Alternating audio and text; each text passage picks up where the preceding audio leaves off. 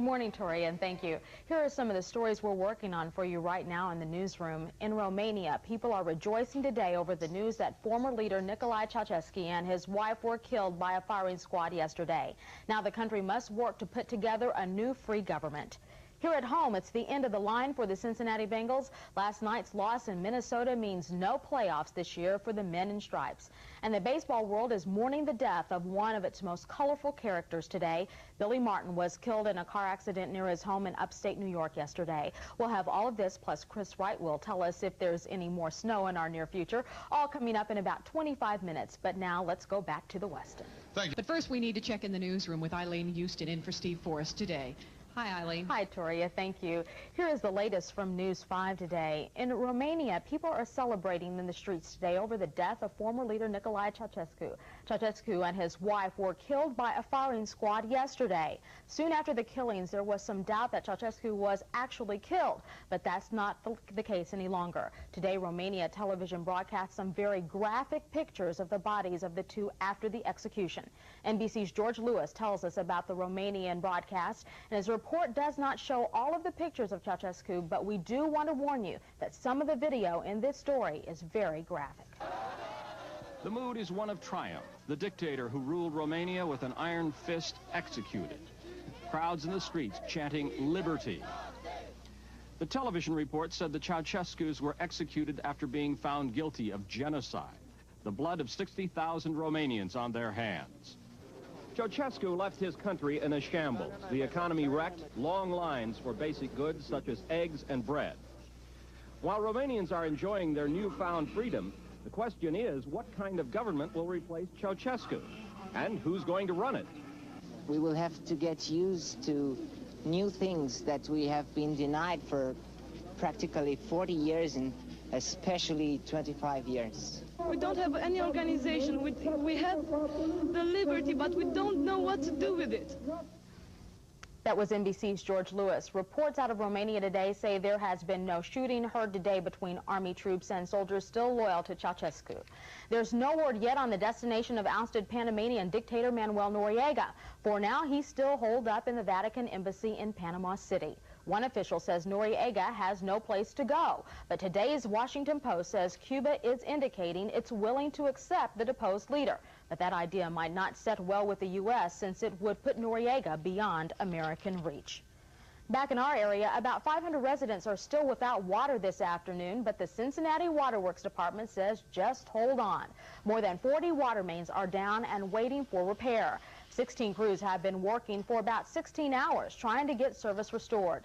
Freezing temperatures cause the water temperatures to drop fast and then freeze. The Waterworks Department says it is doing everything it can to get water restored, but please just be patient. It's the day after Christmas, and that means only one thing: return. In downtown and throughout the area, people filled the stores, many of them taking back Christmas items and looking for sales. Here at Saks, the early going was not too hectic, and shoppers we talked to say that was the case all over. Not as crowded as I thought it would be. It's kind of slow. Everyone's probably recovering from the Bengals game last night. What did you return? I had a jacket for my wife. She wasn't too pleased with the team, so I had to exchange it and get another one. We even caught up with a few folks who were thinking ahead. They're already shopping for next year. It's coming to a mailbox near you. Today, the Internal Revenue Service starts mailing out 107 million 1989 tax forms and instruction booklets. The IRS spent $27 million to print and mail the forms and the 80-page booklet. But because April 15th falls on a Sunday next year, you will get an extra day to file. So your 1989 tax return isn't due until Monday, April 16th. If the news of taxes is not enough to get you down, word of the Bengals losing last night certainly should be. The Bengals lost to the Vikings in Minnesota last night, and that means the defending AFC champions will not be going back to the playoffs this season.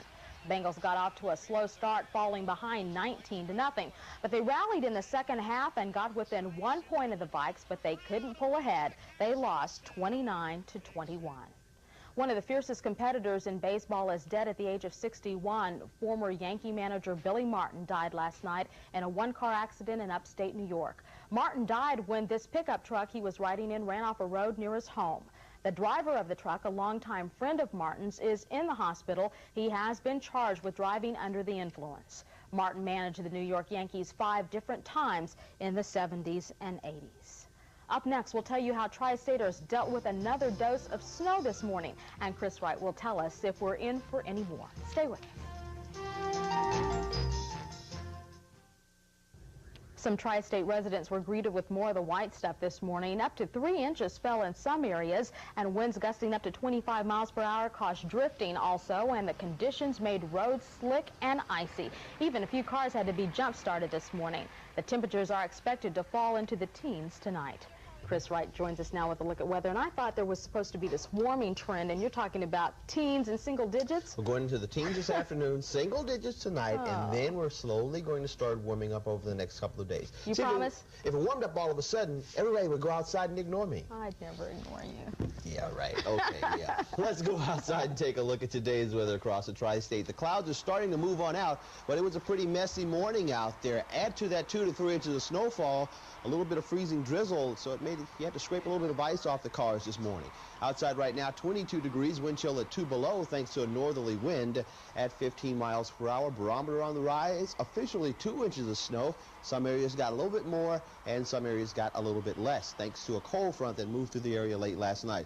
We still have the clouds over the Tri-State, but those clouds are slowly going to be moving out. We'll get to some of this fair weather over the Central Plains, but as skies clear later on this afternoon, temperatures are going to fall into the teens for the evening hours, and for overnight, we're going back down into the single digits. But here's the warm weather associated with this warm front over the high plains. That'll slowly move on in, and by the end of the week, we are going to get into the 40s. Just going to take its time in getting here. The forecast for the rest of today's weather across the Tri-State, sunny and windy, with temperatures falling to the teens this afternoon and down into the single digits for tonight's weather.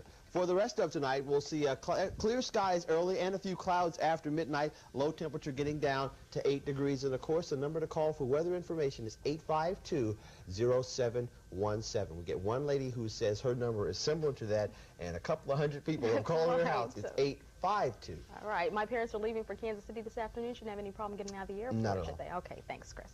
That's all of our time for now. We'll be back with more News 5 in about 20 minutes, and we'll go back to Toria Hamill at the Westin for more Live on 5. Toria? Thanks, Toria.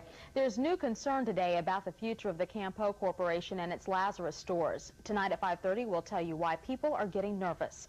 Also, the worst may be yet to come for water pipe problems. Thousands of people have no water now, but as the weather gets warmer, we could see more problems. And the Bengals are done for this season. We'll talk to the players about going from first to last place in their division. And it's oh boys, a Claremont County woman has 4 babies on Christmas Day. You'll meet Derek, Bradley, Zachary, and Kyle tonight at 5:30. Pat and Toria, now back to you. Take 5 for The Cosby Show, weekdays at 5 only on Channel 5.